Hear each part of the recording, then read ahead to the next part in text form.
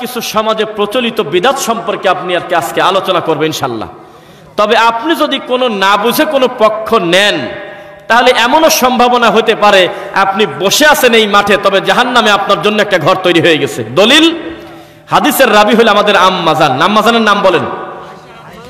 আয়েশা রাদিয়াল্লাহু আনহা বলতেছে, কেউ যদি নবীর প্রতি অপবাদ দেয়, মিথ্যারোপ করে, নবী বলে নাই অথচ সে নবীর নামে সালায় দেয়, মাকাদাহু মিনান নার, তাহলে জাহান্নামে তার জন্য ঘর তৈরি হয়েছে। নাউযুবিল্লাহ পড়েন। এখন আপনি এই মাঠে বসে সিদ্ধান্ত নেওয়ার দরকার নেই, আগে শোনেন যে বিষয়টা কি, কোরআন হাদিসে আছেটা কি, বোঝা যাচ্ছে? এবার আসেন, তাহলে জাল হাদিস যে সমাজে আছে এটাকে আপনারা বিশ্বাস করেন? কেন করবেন না? আপনিই তো চিংড়ি মাছের ভিতরে জেলি ভরেন ওজন বাড়ানোর জন্য, আপনিই তো পাটের ভিতরে বালু দেন ওজনটা যাতে বেশি হয়, আপনি তো তারা, আপনিই তো দুধে পানি মেশান, তা আপনি বিশ্বাস কেন করবেন না? যারা দুনিয়ার ব্যাপারে এত মানুষকে ক্ষতি করে, পরকালের ব্যাপারে তারা কিভাবে সত্য বলবে? বিশ্বাস হলো কিভাবে? যারা সামান্য 200-300 টাকার লোভে নিরীহ বাচ্চার গায়ে, নিষ্পাপ শিশুর গলায় কোরআনের আয়াত কাটি প্যাকেট করে গলায় দিয়ে দিতে পারে, যেটা টয়লেটে চলে যাচ্ছে বাচ্চা, এই মানুষের দ্বারা ধর্ম বিক্রি করে খাওয়া কি কঠিন? কি কঠিন? সহজ।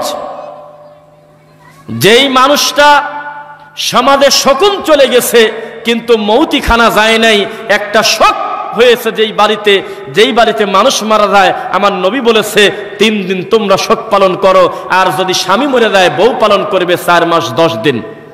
আর এই বেহায়া সমাজ, আমরা ওই বাড়িতেই উল্টা করে আমরা আবার খাওয়ার বায়না ধরি। নাউযুবিল্লাহ।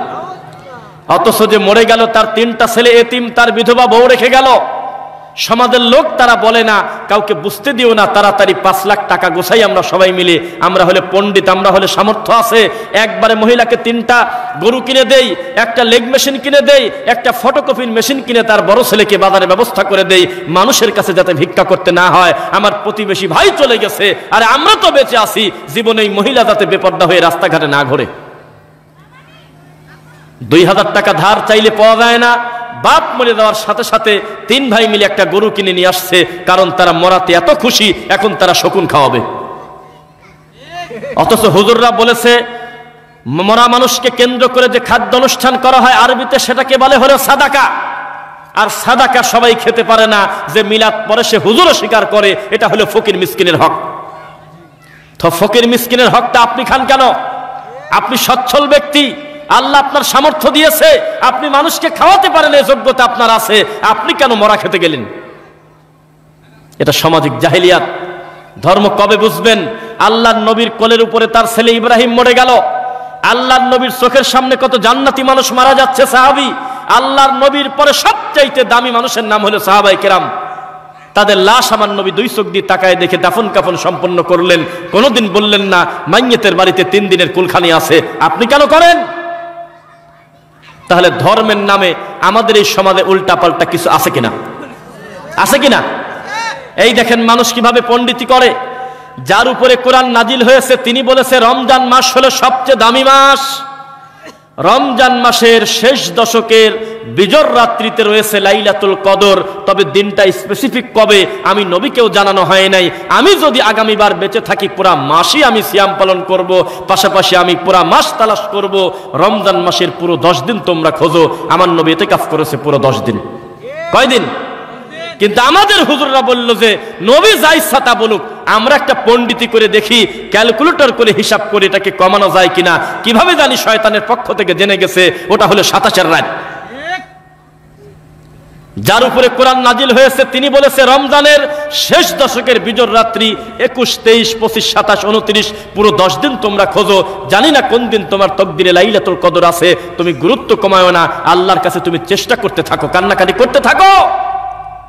সেইটা আমার বাংলাদেশের মানুষ বলে দিল আগামী কালকে হলো খতম, আপনার বকশিশ দেওয়া হবে, ডেলিভারি দেওয়া হবে, ওই দিন হলো লাইলাতুল কদর। নাউযুবিল্লাহ মিন যালিক। তাহলে জাহেলিয়াত আমাদের সমাজে আছে কিনা? আছে কিনা বলেন? মুহাম্মদুর রাসূলুল্লাহ সাল্লাল্লাহু আলাইহি ওয়াসাল্লাম বলেছেন, শোনো, প্রত্যেক রাতের শেষ ভাগে আমি রব্বুল আলামিন প্রথম আসমানে এসে আমি আমার আদম সন্তানকে ডেকে বলি, হে ঋণগ্রস্ত আমার কাছে ঋণ থেকে পানা চাও, হে অসুস্থ ব্যক্তি আমাকে তুমি আমার কাছ থেকে শেফা কামনা করো, আমার কাছ থেকে তুমি বিপদ মুক্তি কামনা করো। আর আমরা তখন ঘুম পাড়ি। আমরা কি করলাম?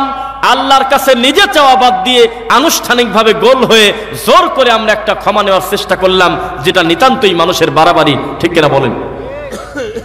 এভাবে সমাজে প্রচলিত শত শত বিদআত রয়েছে, যার দ্বারা মানুষের ঈমান বিধ্বংসী হয়ে যাচ্ছে, যার দ্বারা আমল নষ্ট হয়ে যাচ্ছে। এ ব্যাপারে মানুষের কোনো খেয়ালই নাই। আমরা সিরিয়াল দেবো ইনশাল্লাহ, সিরিয়াল শুনবেন তো ইনশাল্লাহ? ইনশাল্লাহ। একটা একটা করে আসি। একটা লোক তাসবিহ দিয়ে বলতেছে সুবহানাল্লাহ, আলহামদুলিল্লাহ, আল্লাহু আকবার।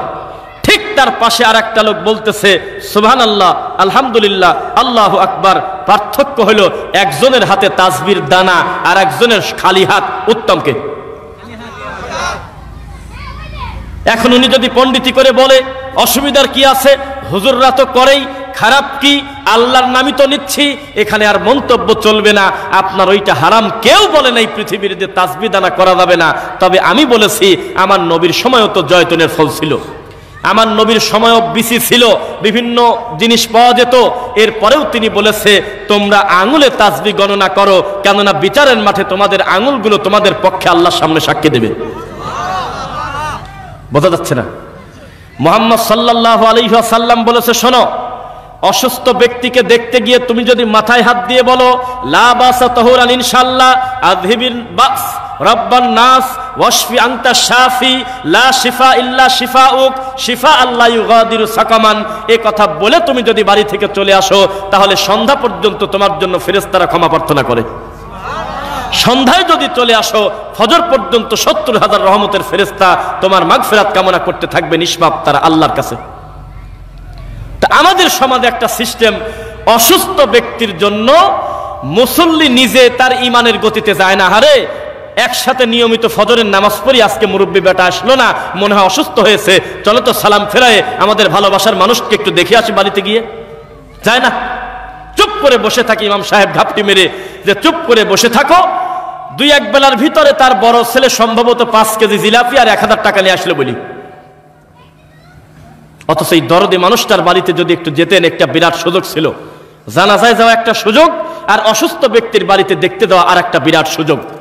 কিন্তু এই সুযোগ আমাদের সমাজ নেয় না। এরা হলো মিলাদে বসে বসে কারণ ছাড়াই হু হু করে কাঁদতেছে, অথচ যার জন্য কাঁদতেছে সে বাড়িতে শুয়ে আছে। আর একটার ফজিলত নিয়ে আসছে আর এক জায়গা। কি করছে? বলতেছে ফজরের পরে আর মাগরিবের পরে যদি কেউ হাসরের শেষ দিনে পড়ে, তাহলে তার এই ফজিলত আছে। কি বলবেন এখন বলেন? এরপরে বলতেছে মাগরিবের পর যদি অকিয়া পড়ে, তাহলে তার রুজি আসমান থেকে আসবে। তো এতদিন কোন জায়গাতে আসে? শুনতেছেন কথা? মানুষ ইবাদত তৈরি করে, এটা আমি আপনাকে মিনিটে মিনিটে প্রমাণ করব ইনশাআল্লাহ। ফরিদপুরে একটা বিদআত চালু আছে, মরা মানুষকে দাফন করার পরে তারা কবরের উপর দাঁড়ায় আজান দেয়। শুনতেছেন? এই কথা বলে, কথা বলা যাবে না, সাবধান সাবধান। এখানে সার্কাস খেলা দেখানো হচ্ছে না, কথা বুঝছেন? এখানে কোনো বড়ি খাওয়ার গল্প বলা হচ্ছে না যে হু হু করে কান্না করে বক্তা চলে গেল, আপনি যাওয়ার সময় বলতেছেন মনটা ভরে গেল, কয় যে কি ওয়াজ করছে কথা জানি না। এরকম বক্তা না। পুরো বক্তব্য শোনার পরে আপনার মনে হবে অন্তত ২০টা অজানা জিনিস আমার জানা হলো ইনশাআল্লাহ। কি বলতেছিলাম বলেন তো দেখি? কবরের উপরে তারা আজান দিচ্ছে, তো এটা কি ঠিক হলো তাদের? বলেন তো দেখি। তা আপনি বলতেছেন ঠিক না, তারা তো দলিল রেডি করছে। তারা বলতেছে নামের শেষে আসে জিহাদি, বাকিটা আমি বলবো না, মাইক্রোফোনে উঠে যাবে, কারণ নামে একটা মিনিটের জন্য একটা ব্যক্তির নামে মাইকে দেবো না ইনশাআল্লাহ। আমি আমার বক্তব্য দিয়ে দেবো, আর একটা লোকের নাম নেব কেন? তিনি বলতেছে আল্লাহর নবী বলেছে তোমরা কবরে না, মানে তোমরা আজান যখন দাও তখন ইবলিস শয়তান ভেগে চলে যায়। তো আমি যে কবরের উপর আজান দিচ্ছি, মাইয়েতের কাছে একটু পরে ফেরেশতা আসবে প্রশ্ন করার জন্য, আর ইবলিস শয়তান আসবে ধোঁকা দেওয়ার জন্য। তা আমি আজান দিয়ে বেছে বেছে ইবলিসকে সরায় দেই, শুধু ফেরেশতা থাকুক, তাহলে উনি হিসাব ঠিক করতে পারবে। তাহলে দলিল পান নাই? কেউ কথাই বলে না। এটাকে একটা দলিল না, কিন্তু একটা সূক্ষ্ম ধোঁকা হয়ে গেছে। মরা মানুষের দলিল তাজা মানুষের লাগা দিয়ে দিয়েছে, তাজা মানুষের দলিল নিয়ে গেছে মরা মানুষের কাছে। হবে কি? ওই জগতের বেঁচে থাকা, ওই জগতের খাওয়া, ওই জগতের বেঁচে থাকার সাথে দুনিয়ার জগতের বেঁচে থাকা কি এক হবে? আমাদের সমাজে একটা কথা যে আল্লাহর ওলিরা মরে না, তো কি করে? তাহলে মরে না কি করে? তাহলে তার কবরে একটু গরুর মাংস ঢোকাও, একটু ভালো মানের মাছ দাও, উনি কিছু জাগতিক সুযোগ সুবিধা নেই, আমি একা একা কষ্ট করে খাবো কেন, আমার পীর সাহেবের কবরে কিছু দিয়ে দেই, উনি না খেয়ে থাকবে কেন? যদি বলো যে না উনি জান্নাতি খাবার খায়, তা আমিও তো তাই বলতেছি, ওই খাবারটাই তো এই খাবারের সাথে মেলবে না, ওই তাজা থাকাই তো দুনিয়ার সাথে মেলে না, তো তুমি হিসাব মিলাতে গেলে কেন? তুমি বলে দাও যে তিনি মারা গেছে, কথাই ঠিক, তবে কবরে কিভাবে আছে আমার আল্লাহ ভালো জানে। কে জানে? আল্লাহ ভালো জানে। তো এই যে সমাজে প্রচলিত যে উল্টাপাল্টা আমল আর মিথ্যা কথা, এই ব্যাপারে সংশোধনের দরকার আছে কিনা বলেন? এখানে সবচেয়ে বেশি মুরব্বীকে, আচ্ছা এমনি বলতেছি, আপনার বয়স কত হবে বাবাজি? একটু 60+ থাক, 60-এর বেশি? কি বলতেছেন? ডেলিভারি ডেটা তো পিছাচ্ছেন, আগাচ্ছেন কেন? আচ্ছা 60 বছর হলো, তাতে সমস্যা নাই, আল্লাহ ভালো জানেন, কম বেশি। আপনার নাতি নাই? তা আপনি ছোটবেলায় মক্তবে পড়েছেন কোনোদিন? মক্তবে গেছেন আরবি পড়তে শিখতে? কার কাছে শিখছেন? আচ্ছা ছোটবেলায় আরবি শিখেছেন কি? এরকম মুরব্বী আছেন 2-1 জন? ছোটবেলা থেকে আরবি শিখছেন, কোরআন পড়া শিখেছিলেন, এরকম মুরব্বী নাই একজনও? আস্তাগফিরুল্লাহ। একটা লোক এমন নাই যে ছোটবেলায় তিনি কোরআনটা শিখছে? আরে নাই, একজন মানুষ আছেন না ওই মুরব্বী, ঠিক আছে। তো আপনারা আজকে থেকে 40 বছর আগে যে আরবিটা শিখেছিলেন, ওই বাটা বে ছিল না বা ছিল? ওই তা কি তা ছিল না তে ছিল? সাটা সা ছিল না সে ছিল? হাটা হা ছিল না হে ছিল? আলিফ বে তে সে জিম হে খে, এটা একটা প্রতিষ্ঠিত পরিবেশ ছিল তখন, হুজুরও পড়ে, তার ছাত্ররাও পড়ে। কিন্তু এখন আপনার নাতি কি পড়ে? বা তা সা আপনার মন মতো বললে হবে না, খুব পাতলা করে বলতে হবে সা। জিমটা মন মতো বলতে হবে না, 6 নাম্বার মাখরাজ, জিব্বার মধ্যখান তার বরাবর উপরে তালুর সঙ্গে লাগাইয়া জিম শিন ইয়া। তো নাতিকে ধরে পিটাবেন আজকে দেয়, এত বড় বড় হুজুরের কাছে পড়ছি বেতেছে বেটা, আর তুমি 2 দিনের নাতি, তুমি আজকেই আমার বেতেছে বদলা বা তাসা বানা দিলে তুমি ভুল করেছো বলতে পারবেন?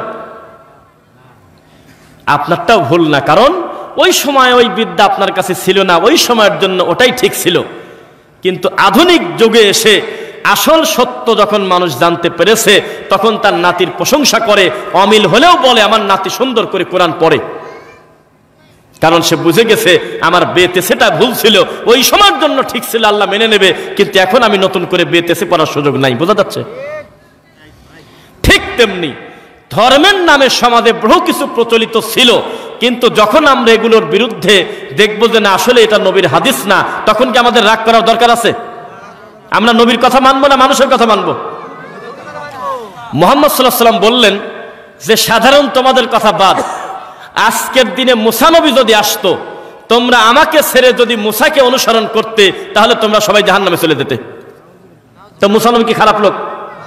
উনি ভালো, শুধু ভালো না, প্রথম সিরিয়ালের নবীদের একজন রাসূল, তিনি আল্লাহর সাথে কথা বলেছেন। তবে মুহাম্মদ সাল্লাল্লাহু আলাইহি ওয়াসাল্লাম দুনিয়াতে আসার পর থেকে তার শরীয়ত এখানে আর চলতেছে না, তার সময় তারটা ঠিক ছিল। বোঝা যায় না? এখন যদি আপনি তাওরাত মানেন, কোরআনকে বর্জন করেন, তো জান্নাতে যাবেন না জাহান্নামে যাবেন? তা আপনি বলেন তো দেখি, তাওরাত খারাপ জিনিস? ভালো, কিন্তু চূড়ান্ত আসমানি কিতাব কোরআন আসার কারণে অতীতের সমস্ত বিধানগুলো রহিত হয়ে কোরআনই হয়েছে মূল কিতাব। বোঝা যাচ্ছে না? এখন হলো ঠিক তাই। এখন যদি মোবাইলে একটু লেখেন যে 100 সহিহ হাদিস, খালি সার্চ দিতে দেরি, আল্লাহর নবীর 100 সহিহ হাদিস আসতে দেরি না? আছে? এখন যদি 5টা টাকা খরচ করে যদি লেখেন যে আল্লাহর নবীর হাদিস পবিত্রতা সম্পর্কে, সালাত সম্পর্কে, সিয়াম সম্পর্কে, দেখবেন যে হাজার হাজার সহিহ হাদিস এক সিরিয়ালে পাওয়া যায়, যায় কিনা? আর আগে 5 গ্রাম 7 গ্রাম মিলে ঘুরে বহুদূর গিয়ে একটা হুজুরের কাছ থেকে একটা ফতোয়া নিতে হতো, তাও সে হুজুরটা হলো মুন্সি মৌলবী। বোঝা কি যাচ্ছে? তাহলে এখন জানাটা সুবিধা হয়ে গেছে আমাদের। জানাটাকে সুবিধা হয় নাই? জানা সুবিধা হওয়ার পরে এখনো যদি আমাদের ভুলটা আমরা সংশোধন করতে না পারি, আমাদের কপাল ভালো না খারাপ? খারাপ। এখন আপনি আমাকে বলেন তো, সমাজে প্রচলিত যে বিদাতগুলো আছে, এই বিদাত কি ভালো না মন্দ? বিদাত করলে একটা সুবিধা, আমল কবুল হয় না। কি হয় না? আর মরার পরে একটা সুবিধা হলো নবীর কাছ থেকে হাউজে কাউসারের পানি পাওয়া যায় না। তাহলে কি ছোট পাপ না বড় পাপ? মান আমিলা আমালান লাইসা আলাইহি আমরুনা ফাহুয়া রাদ। কেউ কোনো আমল করলো, কেউ কোনো কর্ম করলো, কিন্তু এটা আল্লাহর নবী থেকে প্রমাণিত না, শরীয়তে ছিল না, তার যত সুন্দর হোক তা প্রত্যাখ্যাত, তা বাতিল। বোঝা কি যাচ্ছে? আল্লাহর নবী সাল্লাল্লাহু আলাইহি সাল্লামের পদ্ধতিতে জুতা পায়ে দিলে নেকি আছে নাই? তার পদ্ধতিতে যদি টয়লেটে প্রবেশ করে কেউ নেকি আছে, আছে কিনা? আছে।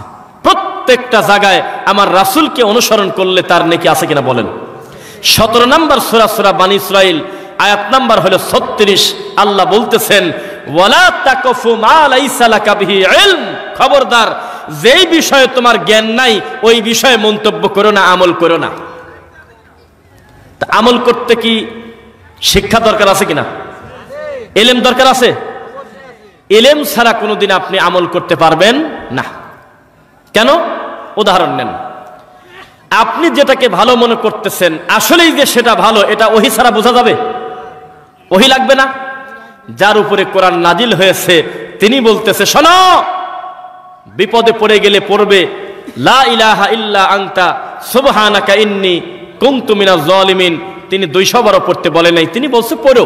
কয়বার পড়বে তা আল্লাহ জানে, তোমার এমনি মন চাইছে তুমি পড়ো, আল্লাহর কাছ থেকে তুমি ক্ষমা প্রার্থনা করো।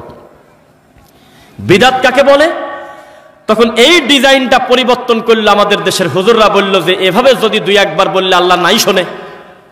ইউনূস আলাইহিস সালাম কয়বার ডাকছে তা কোরআন হাদিসে কোথাও লেখা নাই যে 5000 বার। তা আমার কথা যদি নাই শোনে তালিই করো, সোলা নিয়ে আসো, বুট নিয়ে আসো, তেঁতুলের আটি, আরো কি বলে এইগুলো, আপনার বড়ই, এইগুলো নিয়ে আসে, সোলা বুট কিনে নিয়ে এসে ওরা বলতেছে 1.25 লাখ বার পরে আমরা খতম বক্সাবো, নাউযুবিল্লাহ। এটাই হলো ওটি পন্ডিতি করার কারণে আল্লাহর নবীর সুন্নাত নিয়ে ঠাট্টা মশকরা করা। ছিল হলো সহজ, ইচ্ছা করে কঠিন করলেন কেন? ছিল হলো আল্লাহু আকবার। সালাতের সবচাইতে প্রথম শব্দ হলো আল্লাহু আকবার। এর আগে কোনো বাক্য নাই, যা আছে সেটা হলো মনের ভিতরে কল্পনার কথা, যে আমি ফজর পড়তেছি, আমি জোহর পড়তেছি, এটা আমার ভিতরগত ব্যাপার, এটা মুখে উচ্চারণ করে বলার কিছু না। কিন্তু আমাদের এটুক বললে হয় না, আমাদের আবার যায় না, আমাদের দোয়া লাগে, আমাদের আবার মানুষের তৈরি করার নামাই তো লাগে, লাগে কিনা?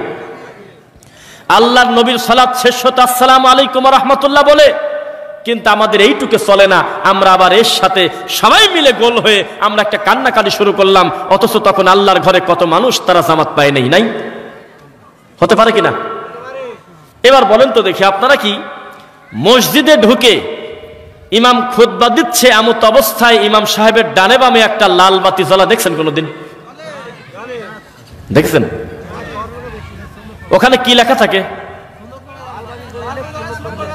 লাল বাতি জ্বলাকালীন সুন্নাতের নিয়ত করবেন না, তাই তো বলে। তো খুতবা দিচ্ছে কি নবী, তাই না? আপনারা যাদেরকে খুতবা দিতে দেখেছেন তারা কি নবী, সাহাবী? কে? এটা হুজুর, তাই তো? তো মুহাম্মদ সাল্লাল্লাহু আলাইহি ওয়াসাল্লাম খুতবা দিচ্ছে, রানিং জুমার খুতবা। এই খুতবা ঠেকায় দিয়ে এই যে আমার এই বাবাজি এসে কেবল বসলো না, এদের লাস্টে এসলো তিনি। তো আল্লাহর নবী বলতেছে কুম, আরবিতে কুম মানে কি? দাঁড়াও। কুম মানে দাঁড়াও। তো উনি বসা লোক দাঁড়ায় গেল। জি।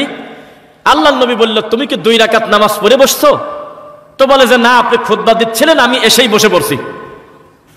বোঝা যাচ্ছে না? কেননা লাল বাতি দেওয়া আছে আপনার মসজিদে, ওই রকম লোকজন বসে গেছে মনে করেন, কিন্তু নবীর মসজিদে তা দেওয়া নেই। তো নবী বলল, দাঁড়াও। ইদা দাখালা আহাদুকুমুল মাসজিদ, তোমাদের যে কেউ যখন আল্লাহর ঘরে প্রবেশ করবে, টাইম যখনই হোক না কেন, লা ইয়াজলিস, আগেই বসবে না, হাত্তা ইউসাল্লা রাকাতাইন, 2 রাকাত নামাজ না পড়া পর্যন্ত। আমার কথা কি শুনতেছেন? 2 রাকাত নামাজ না পড়া পর্যন্ত তোমরা বসবে না। তখন লোকটা কি করলো? রানিং জুমার খুতবার মতো নবী খুতবা দিচ্ছে, উনি 2 রাকাত সুন্নাত পড়ে বসলো। আজকের দিনে অধিকাংশ সমাজে, অধিকাংশ মসজিদে আমার এই নবীর সুন্নাতটা মৃত না জীবিত? বুঝতেছেন কথা? নবীর কিন্তু ডিস্টার্ব হলো না যে লোকটা নামাজ পড়তেছে, কিন্তু আপনার হুজুরের ডিস্টার্ব হচ্ছে। এইবার দেখেন, আপনাদের এই সমাজের মসজিদে ফজরের নামাজে যখন রানিং জামাত চলতেছে আল্লাহর ঘরে, তখন বহু লোক বারান্দায় সুন্নাত পড়ে, মিথ্যা না সত্য? আপনারা সাক্ষী দেন, তাছাড়া আমি বলবো না। তো পড়েন না? পড়েন। কেন? কারণ ফজরের নামাজের আগের 2 রাকাত সুন্নাতের গুরুত্ব আসলেই আছে। আচ্ছা আচ্ছা বসেন। যেমন মুহাম্মদ সাল্লাল্লাহু আলাইহি ওয়াসাল্লাম বলেছে, তোমরা যদি সফরে থাকো 4 রাকাত বিশিষ্ট ফরজ নামাজ তোমরা হাফ করে ফেলতে পারবে 2 রাকাত। বোঝা যাচ্ছে? তবে ফজরের আগের 2 রাকাত আর ভিতরের নামাজটা সফরে থাকতেও আমার নবী পড়তেন। গুরুত্ব আছে কিনা? গুরুত্ব আছে কিনা? তা আমাদের সমাজে এই গুরুত্বের উপর ভিত্তি করে হুজুররা একটা ফতোয়া ডেলিভারি দিয়েছে যে ফরজ 1 রাকাত চলে গেছে, তুমি যদি ধারণা করো যে 1 রাকাত পাবে, তাহলে তুমি আগে বারান্দায় সুন্নাত চালাও। এরকম রোগী আছে নাকি আমাদের সমাজে? সুন্নাত পড়তেছে, ওইদিকে আল্লাহর ঘরে রানিং ফরজ চলতেছে। তো হুজুর একটা পৃষ্ঠা পড়েছে, আর একটা পৃষ্ঠা পড়ে নাই। যেই নবী সুন্নাতের এত গুরুত্ব দিল, সেই নবী আর এক হাদিসে বলতেছে, ইদা উকিমাতিস সালাহ ফালা সালাতা ইল্লাল মাকতুবাহ। একবার যদি একামত দেয় মুয়াজ্জিন, তাহলে তুমি সবকিছু বাদ দিয়ে ওই নামাজে ঢুকে পড়ো, কারণ ওই নামাজের নাম হলো ফরজ নামাজ। রুকুতে থাকলে দৌড় মারো, সেজদায় থাকলে চলে যাও, যে অবস্থায় থাকো না কেন, তাশাহুদের বৈঠকে বসলে কেবল আত্তাহিয়াত শুরু করলে মনে হচ্ছে যে অসুবিধা কি, রুকুতে যাওয়া পর্যন্ত আমি তো টাইনি দিতে পারবো, ফাজলামো বাদ দিয়ে চট করে উঠে গিয়ে তুমি দাঁড়ায় যাও, ইনশাআল্লাহ তুমি নেকি পেয়ে যাবে, কারণ নবীর সুন্নাত পালন করা লাগলো। কিন্তু যায় না, 1 রাকাত চলে যাচ্ছে ফরজ, উনি সুন্নত পড়তেছে। এটা হলো গরু বিক্রি করে খেয়ার কিনা। বোঝা কি যাচ্ছে? টাকা নাই, পয়সা নাই, গরুকে খাওয়াবে কি দিয়ে? সেই জন্যই গরুটাই বিক্রি করে খেয়ার কিনা। এটা কি এরা রোগীর কাজ না? গরুই বিক্রি করে দিয়েছে।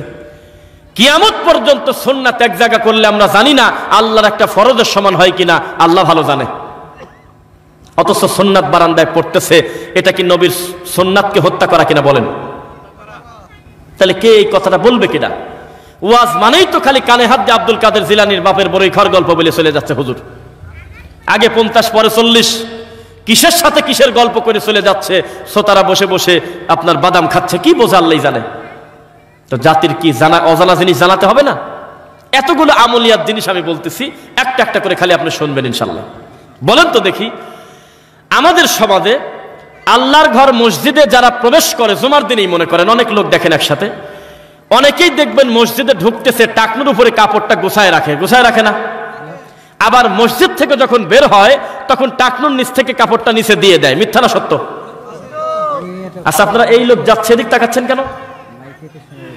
আমি বলছি যে আমাদের এই জাতটাই এরকম, আসলে একটা অসভ্য রোগী।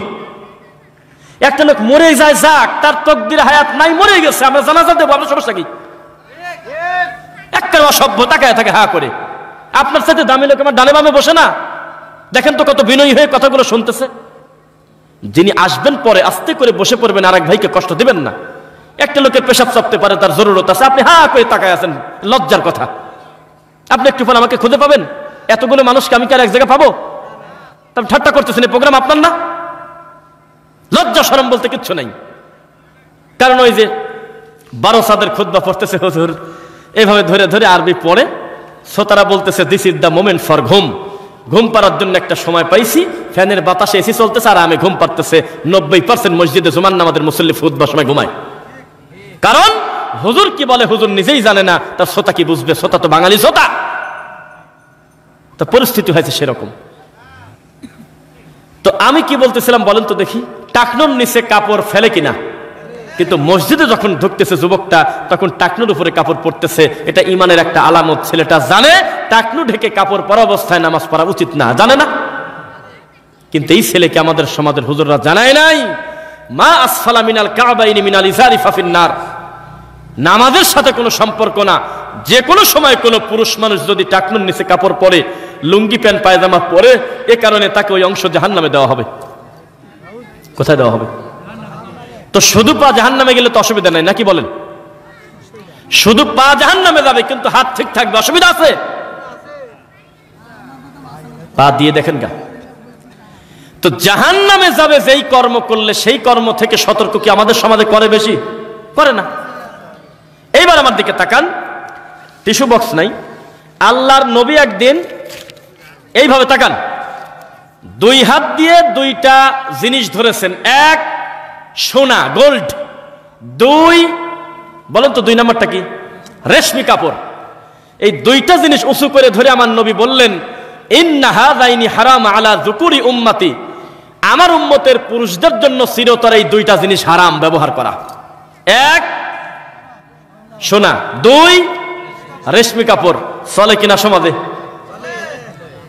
বলতেছে জামাইকে মোবাইল দিয়ে নামাবো। কয় যে জামাই কি ফকির নাকি, মোবাইল আবার নাই কার হাতে, একটা চেন দাও গা, একটা চেন দিয়ে জামাইকে নামাও। ওরা তো মেয়েরই হবে নি, ও কি গায়ে দেয় নাকি? তখন কি করতেছে, সবাই আপনার নেমে যাচ্ছে গাড়ি থেকে, কিন্তু উনি নামতে পারতেছে না, কারণ ছেলে তো প্রতিবন্ধী। ওকে বলে আবার গলায় মালা দিয়ে নামান লাগে, আর সে মালাটা হলো গোল্ডের মালা, স্বর্ণের মালা। 1450 বছর আগে নবী বলেছে 3 মিনিটের জন্য গলায় দিলেও সেটা হারাম, 3 বছরের জন্য গলায় দিলেও সেটা হারাম। শুনছেন এই কথাগুলো? শুনছেন? কয়জন মানুষ শুনেছেন আপনি বলেন? অথচ আমাদের সমাজে পুরুষ মানুষ সোনার আংটি, সোনার চেন, সোনার ব্রেসলেট এগুলো পরে কিনা? 1450 বছর আগে নবী বলছে, ভালো লাগলো না, বিজ্ঞান গবেষণা করে দেখলো পুরুষ মানুষের স্কিন যেভাবে গোল্ড পরে মানুষ, এটা স্কিন ক্যান্সারের সম্ভাবনা। এখন তারা বুঝতেছে মুহাম্মদ তেমনি এমনি বলে নাই সাল্লাল্লাহু আলাইহি ওয়াসাল্লাম। 1450 বছর আগে নবী বলেছে, তোমার এই বোতলের ভিতরে যদি পানি খাওয়া অবস্থায় মাছি পড়ে যায়, তুমি শরবত খাচ্ছ, শরবতের ভিতরে যদি মাছি পড়ে যায়, তুমি ভালো কিছু খাচ্ছ, এর ভিতরে যদি মাছি পড়ে যায়, মাছি কি সুন্দর জিনিস না খারাপ জিনিস? তাহলে তুমি এক কাজ করো, মাছিটা ধরে ফেলে দাও, তাই নাকি? কি বলছে বলেন? কি মাছিটা আর একবার ভালো করে চুবায়ে তারপরে ফেলে খাও। আজকের থেকে 1843 সালে ইহুদি খ্রিস্টানরা চিৎকার দিয়ে বলেছিল, কে বলেছে মুহাম্মদ মিথ্যা কথা বলে না? এই দেখো মিথ্যা কথা বলেছে, মুহাম্মদ একটা মিথ্যা কথা বলেছে, এটা অমানবিক কথা, এটা একটা নোংরা কথা, যে একটা নোংরা মাছি আমার পাত্রে মুখ দিল, আমি ফেলে দেওয়া বাদ দিয়ে নবী বলতেছে যে আর একটু ডুবায়ে খাও। আর আমি পারলে ফেলে দেবো, খাবো না, কারণ মাছি জন্ম নেয় হলো যে বাড়ির আশপাশে নোংরা তত বেশি, যে বাড়িতে পচা ভাত বেশি সে বাড়িতে মাছে মশা বেশি। কিন্তু মুহাম্মদ আবার কেমন পবিত্র, বলতেছে ওই পচা জিনিসটা আর একবার ডুবায়ে খাও, তার মানে এটা হলো নবী মিথ্যা কথা বলছে। তখন আপনার মুফতি খুঁজে পাইনি, তখন আপনার হুজুরদেরকে বলছিল, এই চ্যালেঞ্জ কি নিবে? তোমার নবীর ব্যাপারে কটু মন্তব্য করে খ্রিস্টানরা। তখন হুজুর বলছিল, আমাদের আরো কিছুদিন টাইম লাগবে, আমরা আরো ডিসিশন নিতে পারি নাই, নবী নূরের তৈরি না মাটির তৈরি। তখন বলছিল, হুজুর কেউ কে চ্যালেঞ্জ গ্রহণ করবে, উইলিয়াম ক্যাম্পবেলের চ্যালেঞ্জ? তখন আমাদের দেশের হুজুররা বলছিল যে আমরা এখনো সিদ্ধান্ত নেই মিলাদকে দাঁড়া পড়বো না বসে পড়বো, হাত কি বুকে বাঁধবো না হাত ছেড়ে দেব, এটা এখন আমরা বুঝতে পারিনি, আমাদের আরো কিছুদিন টাইম লাগবে। ওদিকে তোমার নবীর ব্যাপারে কটু মন্তব্য করে, আমার সামনে যে কোরআন, এই কোরআনে 30টা ভুল ধরছিল, তার নাম ডক্টর উইলিয়াম ক্যাম্পবেল। মিথ্যা বললে এখনই নেটে সার্চ দেন, দেখছেন শিক্ষিত লোক দেখছেন। তখন কোন হুজুর মৌলবী খুঁজে পাইনি, কারণ হুজুর তো তাবিজ বেঁচে খায়, হুজুর তো ফাদাইলে আমল পড়ে, হুজুর তো বেহেশতে দেবর পড়ে, হুজুর তো কিচ্ছা কাহিনী পড়ে, হুজুর তো নোংরামি করে বেড়ায়, হুজুর তো তাবিজ বিক্রি করে খায়, হুজুর তো মোড়া খেয়ে বেড়ায়। হুজুর বুঝতে পারে নাই এই কোরআনের গুরুত্বটা কত, এই কোরআন সবচেয়ে দামি বিজ্ঞানময় কথা, ইনি এখনো গবেষণা করে নাই। যখন আল্লাহ সুবহানাহু ওয়া তাআলা কাকে না কাকে দিয়ে তো খেদমত নিবেন, যখন দেখলে টুপিওয়ালা এত বড় বড় জুব্বাওয়ালা দিয়ে কাজ হলো না, তখন আল্লাহ একটা প্যান্ট শার্ট পরা মানুষকে দিয়ে সারা পৃথিবীতে খেদমত নেছে কিনা বলেন? তখন আবার আমাদের দেশের হুজুররা চায়ের দোকানে দোকানে বসে বলতেছে উনি খ্রিস্টান। কোন বিপদ বল? কথা কি বুঝতেছেন? এখন বিজ্ঞান মাত্র 50 বছর আগে তারা ফরেনসিক ল্যাবে মাছির ডানা ঢোকায় দিয়েছে, মশার ডানা ঢোকায় দিয়েছে, যে আচ্ছা মুহাম্মদ সাল্লাল্লাহু আলাইহি ওয়াসাল্লাম কারণ ছাড়া তো কোনো কথা বলে না, মনে হয় কোনো একটা ব্যাপার আছে, কারণ উনি কোনো কথা বলেছে তার পিছনে কারণ নাই, তা হতেই পারে না। এর আগে কত চেষ্টা করছি, ভুল ধরতে পারি নাই, মনে হয় কিছু কারণ আছে। আচ্ছা ময়লাওয়ালা মাছির ডানাটা একটু ফরেনসিক ল্যাবে ঢোকাও তো দেখি। ঢোকায় তারা একটা ডানায় ময়লা পেয়ে বলতেছে, দেখছো দেখছো ময়লা পেলাম। আরেকটা ডানা যখন পরীক্ষা করলো, অথচ দুইটাতেই ময়লা ছিল। এখন তারা ডুবায় দেখে, আল্লাহু আকবার, একটা ডানাতে ছিল ময়লা আর একটা ডানায় ছিল সেই ময়লার ওষুধ। সুবহানাল্লাহ। তো মুহাম্মদ সাল্লাল্লাহু আলাইহি ওয়াসাল্লামকে মানবেন না, খালি 12ই রবিউল আউয়ালে হু হু করে কাঁদবেন আর মিছিল করবেন, 10ই মুহররমের জিলাপি খাবেন, আর 27শে তারাবির দিন খতম বক্সাবেন। জান্নাত তো সস্তা কথা নাকি? নবীর সব কথা মানতে হবে, রাসূলের প্রত্যেকটা নীতি আদর্শ মেনে নিতে হবে, নইলে আপনি টিকতে পারবেন না। আমাদের সমাজে দুই ধরনের হুজুরদের বক্তব্য খুব ভালো চলে। এক, কারণ ছাড়াই যারা মানুষকে গালাগালি করে, ও কাফের, ও ইহুদির দালাল, ও মুনাফিক, ওকে ধরো, ওই মন্ত্রীকে মারো, এই অমুক করছো, অমুককে জুতা পেটা করো, এইরকম ঠিক কেনা বলেন হু হু করে যারা কারণ ছাড়া মানুষকে খেপায় দেয়, আগুন জ্বালাও, রাস্তা বন্ধ করো, এই সমস্ত কথা যারা বলে তাদের বক্তব্যে দেখবেন হুজুর নাই থামতে বলে আল্লাহু আকবার, এরকম চলে। আরেক শ্রেণীর চলে কানে হাত দিয়ে হুজুর খালি কাঁদিয়ে চলে যাচ্ছে, হুজুর দেখি বলতেছে তা হুজুর জানে না, শ্রোতা তো বহুদূরের কথা, লোকজন শুনতেছে হা করে। কিন্তু যারা মানুষের জীবন ঘনিষ্ঠ বিষয় নিয়ে কথা বলে, আমলিয়াত বিষয়ে কথা বলে, তাদের বক্তব্য খুব একটা ভালো লাগে না। বোঝা কি যাচ্ছে? এ জাতি কত অসভ্য জানেন? এই জাতি কত অসভ্য, পদ্মা সেতু পার হবে ওই পার থেকে এই পার এসে একটা সেলফি দিয়ে হোক, এমনিতেই যদি একবার লেখেন আলহামদুলিল্লাহ আমরা এমন একটা জিনিস পেয়েছি, আল্লাহ শুকরিয়া আদায় করি, এ কথা বললে বলবে তুমি মনে হয় উলামা লীগ করো। মেট্রো রেলের সামনে একটা আলেম মানুষ সেদিন দেখলাম যখন উদ্বোধন হলো, তার পরপর উনি বলল দীর্ঘদিন জ্যামে ছিলাম, আল্লাহর ইচ্ছায় একটা সুন্দর জিনিস হলো, দিয়াবাড়ি থেকে চোখের পলকে আমি মতিঝিল চলে যাচ্ছি, এখন নিচে লেখছে আগেই তো জানতাম তুই সরকারের দালাল। জাতীয় সভ্য, ভালোকে ভালো বলা যাবে না, মন্দকে মন্দ বলা যাবে না। যখন শরীফ শরীফা ইস্যু আসবে তখন মুসলমান চিৎকার দিয়ে খারাপকে খারাপ বলবে, যখন দেশের ভালো কোনো উন্নয়ন হবে তখনও মুখ দিয়ে বলতে হবে আমরা শুকরিয়া আদায় করি, আসলে জিনিসটা দরকার ছিল। ওই বরিশালবাসী বোঝে, কত লাশ পড়েছিল, কত অসুস্থ ব্যক্তি মরে গেছে ঘাটে, কত ওয়াজ করতে গিয়ে 2 দিন ঘাটেই পড়ে থাকছি, কুয়াশাও যায় না, ওপার ওপার হতে পারি না, আমরা বুঝতেছি এই পদ্মা সেতুর মাধ্যমে আল্লাহ আমাদের কত সুবিধা করে দিয়েছেন। এখন আমাদের কাছে এমন ভাবে কমেন্ট করে যে পদ্মা সেতু শুরু থেকে শেষ পর্যন্ত পুরা মিস্ত্রি মনে হয় আমি নিজে, কয় টাকা মানে কি হইলো না হইলে সব দায়িত্ব আমাকে দেওয়া লাগবে। জাতি খারাপ, ভালোকে ভালো বলা যায় না। এই সমাজের সবচাইতে ভালো কথা যে হুজুর বলে সেই হুজুরের গ্রামে টিকতে পারবে না। সরাসরি কোরআন থেকে আর হাদিস থেকে বক্তব্য দিয়ে আমাদের দেশের হুজুরদের 3টা জুমার খুতবা টিকবে না। সমাজে মিলেমিশে চলতে হবে, তার মানে সরিষার তেল, petrol, palm oil, diesel, kerosene, octane সবকিছু মিশায় ফেলো, নোংরা বানাও, এটা হলো সমাজের নীতি। কিন্তু আল্লাহ যা বলেছে, নবী যা বলেছে হুবহু সেটা বলা যাবে না, এর নাম হলো এই দেশ। বোঝা কি যাচ্ছে? তাই তো জওহরলাল নেহরু আফসোস করে বলেছিল, ও বাংলা ভাষাভাষী মুসলিমরা, তোমরা নিশ্চিত থাকো তোমরা আর আমরা কোনো পার্থক্য নাই, আমরা সব একই, খালি নাম আলাদা, তোমরা মুসলমান আমরা হিন্দু। কারণ তোমাদের আছে দরগা, আমাদের আছে দুর্গা, তোমাদের আছে বাপ, আমাদের আছে মা, আমরা মাটির উপরে আকৃতি দিয়ে তার কাছে কিছু চাই, তোমরা মাটির নিচে গাড়ি, তার কাছে কিছু চাও, একই তো কথা। সেই জাত কত ভালো ধর্ম পালন করে বুঝতে তো হবে। আমরা যখন এই কথাগুলো বলি আমাদেরকে বলে 2 জনের হুজুররা কি বলছে, বড় বড় পীর, বড় বড় বাবা আমাদের দেশে ধর্ম প্রচার করতে আসতো, কত বড় বড় বুজুর্গ চলে গেছে, তোমার বুজুর্গ ছোট ভাই সম্পত্তি লিখে নেছে।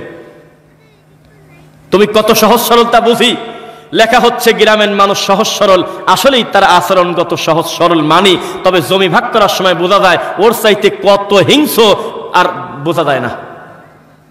খালি একবার মুখ দিয়ে বলেছে তোমার বাপ ভুল করে কবরে গেছে, তোমার ফুপুর সম্পত্তি তোমার বাপ ভোগ করছে 30 বছর, তাড়াতাড়ি 2টা ফুপুকে ডাক দিয়ে তাদের হক তাদেরকে বুঝে দাও, তখন এই নামাজি তাহাজ্জুদ পড়া ছেলেটার দিকে তাকান যাচ্ছে না। এইরকম সরল সোজা হলে আমাদের দেশের লোক। বেগুন কিনতে গেছে, বিয়েই বেগুন বিক্রি করতে আসছে ছেলের শ্বশুর, এত করে বলতেছে ক্ষেতের বেগুন আমি দেখে আনছি ভালো, তাও বেগুনটা উল্টা পাল্টা করে দেখে পোকা আছে কিনা। বলতেছে যে পটল ভালো, তাও চাপ দিয়ে দেখে। বলতেছে বিয়াই আমার নিজের পুকুরের মাছ কেবল আনলাম, তবুও মাছটা চাপ দিয়ে দেখে যে আসলে মাছটা নরম না শক্ত না ভালো। তরমুজ আলা তো আরো বিপদে, একটু কাটিয়ে রেখে দিয়েছে, তাছাড়া বিশ্বাস কর না কেউ। সেই লোকটা যেই কাজ করলে জান্নাতে চলে যাবে, এই ইবাদতের ব্যাপারে তার কোনো খেয়ালই নেই। আমাদের দেশের ইসলাম পটলের চাইতে কম দাম, বেগুনের চাইতে কম দাম, আলুর চাইতে কম দাম। সাধারণ একটা শাক কিনতে গেলে শাকটা উল্টা পাল্টা করে দেখে তরতাজা সহি শাক কিনা, আর ধর্মের ব্যাপারে খোঁজে জাল আর জয়ীফ। ব্যাপারটা কি? প্রত্যেকটা মানুষ আল্লাহর নবীর তরিকায় সালাত পড়লে আপনার রাগ হবে কেন? প্রতিটা মানুষ যদি আমার রাসূলের তরিকায় হজ করে আপনার অসুবিধা কোথায়? প্রতিটা মানুষ যদি মরা মানুষের জন্য ফকির মিসকিন খাওয়ায়, আল্লাহর দ্বীনি কাজ করে আর অসহায়দের সহযোগিতা করে, আপনার সমস্যা কোথায়? সমস্যা আছে। কি সমস্যা? ওয়াযায়্যানা লাহুমুশ শাইতানু আ'মালাহুম, শয়তান তাদের আমলকে সুসজ্জিত করে রাখছে। আমি এখন পরীক্ষা করার জন্য যদি বলি, আমার সাথে পড়েন, আল্লাহুম্মা সাল্লি আলা মুহাম্মাদ ওয়া আলা আলি মুহাম্মাদ কামা সাল্লাইতা আলা ইব্রাহিম ওয়া আলা আলি ইব্রাহিম ইন্নাকা হামিদুম মাজিদ। এর নাম কি? কবর পূজারি পর্যন্ত স্বীকার করে এর চাইতে দামি দরুদ আল্লাহর এই পৃথিবীতে নাই। কারণ এই দরুদ হলে নামাজে পড়া হয়, নফল নামাজ হোক আর ফরজ নামাজ হোক, এই দরুদ না পড়লে তার নামাজই হয় না। অথচ এত বড় দরুদকে আমাদের এই বাংলাদেশে বেদামি করে রাখছে। এই নামাজের বাইরে এই দরুদের কোনো নামই নাই। এই দরুদের বাইরে কি আছে? আল্লাহুম্মা, এর বলাও পাপ, বলতেও লজ্জা লাগে। এমন সুন্দর করে সাজিয়েছে ইবলিস শয়তান এই মানুষের তৈরি করা দরুদকে। এখানে আছে সুগন্ধি, এখানে আছে গোলাপ জল, এখানে আছে আগরবাতি, এখানে আগে ছিল জিলাপি, এখন চলে না, এখন বিরিয়ানি, এখন 1000 টাকা চলে না, টাকা বাড়িয়ে দিতে হবে। অনেক কিছু দিয়ে শয়তান সুন্দর করে আয়োজন করেছে এবং বলল, আরে শিক্ষক আসলে দাঁড়িয়ে যাও, আর নবীকে সালাম দিবে বসে মানে দাঁড়াও।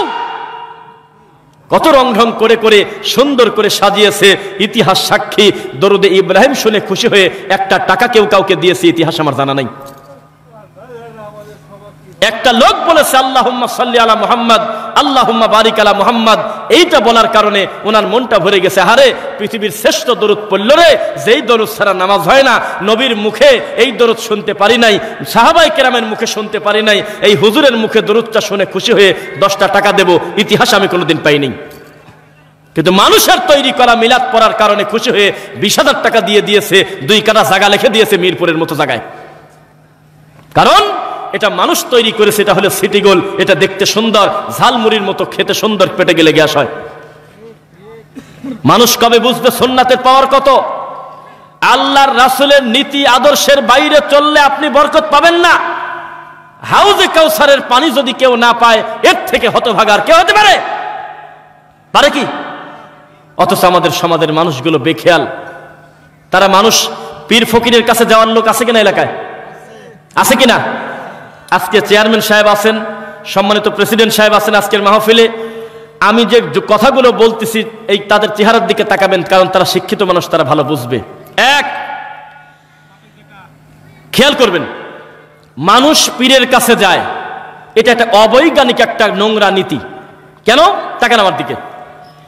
আল্লাহর নবী কিন্তু বংশপ্রথা, বর্ণপ্রথা, কালো সাদা থেকে উত্তম নয়, সাদা কালো থেকে উত্তম নয়, আরব অনারব থেকে উত্তম নয়, অনারব আরব থেকে উত্তম নয়।